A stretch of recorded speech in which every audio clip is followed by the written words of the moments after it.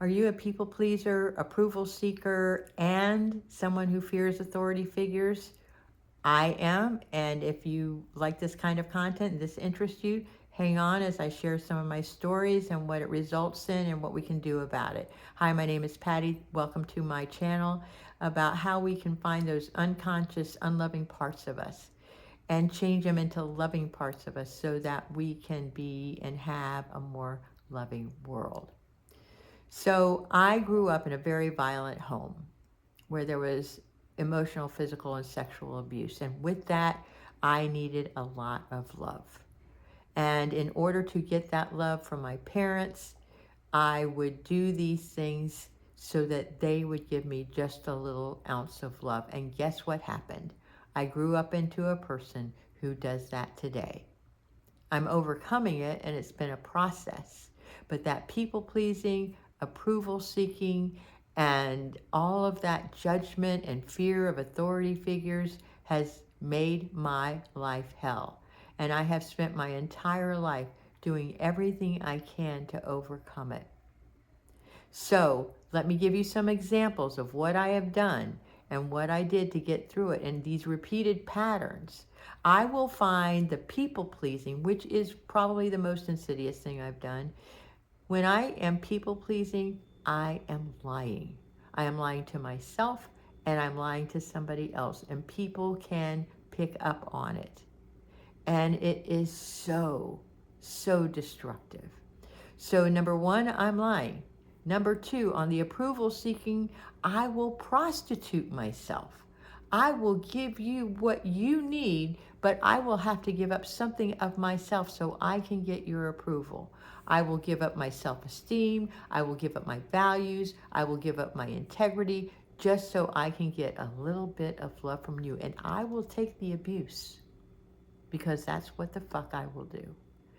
And then the last thing that has really messed me up is being afraid of authority figures, whether it's a boss, whether it is a volunteer coordinator, whether it is some friend of mine. I will, if they show some kind of sign of abuse, I will be afraid of them, and then I will go into panic mode and I will not know what to do.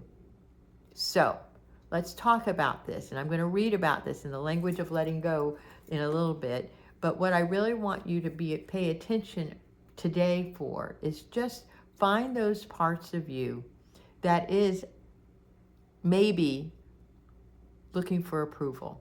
If you're looking for approval for somebody, you are prostituting yourself. If you are fearing somebody, you do not need to be in that organization or that person or be in that position. I know that because I have been there in my marriages, and I have been there in jobs, and I have been there in organization. And the last thing that is really insidious that I want you to pay attention to, besides seeking approval, is people pleasing. How you want to please someone so that you can get a little bit of love, which is sort of like approval seeking. But people pleasing, oh, let me take care of you. Let me do this for you. Let me do all of this so that you will love me. There's a fine line between being kind to people and people pleasing. And I know when I've gone into the people pleasing is when I give up a part of myself, whether it's my financial self, whether it's my integrity, whether it is my values. When I give those up, I'm in a place where I do not need to be. It has impacted me financially, these decisions and this way of being. So today I'm going to read from The Language of Letting Go, November 8th on, To Thine Own Self Be True. And I'm going to say it's not an easy task because I've been working on it. To thine own self be true, says William Shakespeare, a grounding statement for those of us who have got caught up in the storm of needs and feelings of others. Listen to yourself. What do we need? Are those needs getting met? What do we feel? What do we need to do to take care of our feelings? What are our feelings telling us about ourselves and the direction we need to go? What do we want to do or say? What are our instincts telling us? Trust them, even if they don't make sense or meet other people's rules or expectations.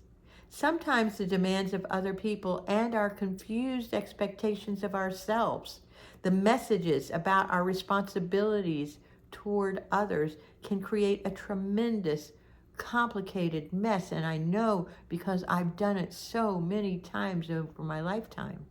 We can even convince ourselves that people pleasing, going against our nature, and not being honest is the kind, honest thing to do.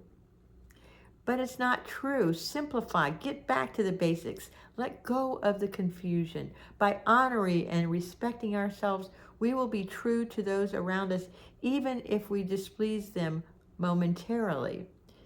To thine own self be true. Simple words describing a powerful task that can put us back on track. And today, I will honor, cherish, and love myself. When confused about what to do, I will be true to myself. I will break free of the hold others and their expectations have on me. So earlier this year, I've told this story 100 times, I know, but it was really pivotal in my development. Last year, I had quit my job because I fucking hated it. It was not who I was. It wasn't who I wanted to be, and I was done. I couldn't do another moment of it. And then what I did was I jumped right back into an organization that I thought I could help, that I thought that I could rescue. And it didn't go well. I kept going into it. And even though every part of my being said no, I abandoned myself. And even though every part of my being said no, I did it anyway. And what happened was, in the long run, I got fired because I did not honor what was inside of me. And it was humiliating and it was degrading because I was trying to get approval and love and away from people, and it just doesn't work. So this is the lesson.